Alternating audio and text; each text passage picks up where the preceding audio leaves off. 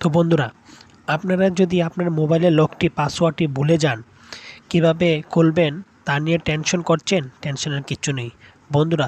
আজকে ভিডিওতে দেখাবো, যদি আপনার মোবাইলের পাসওয়ার্ড ভুলে যান, খুব সহজে বার করার সিস্টেম।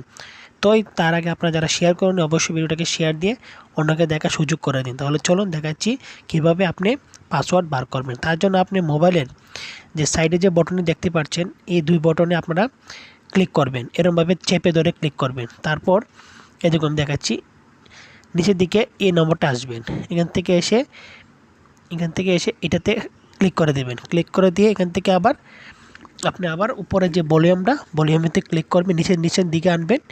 নিচের দিকে এনে আবার আপনি এখানটা সুইচ অফে ক্লিক করে দেবেন। তারপর এই দেখুন নিচে একটা লেখা আছে, উপরে একটা লেখা আছে। তো আপনি কী করবেন, এখানটা আবার ক্লিক করে দেবেন। ভালো লাগলে অবশ্যই লাইক করবেন। অবশ্যই যারা টেকনো মোবাইল ইউজ করছেন তারা এটা করতে পারবেন।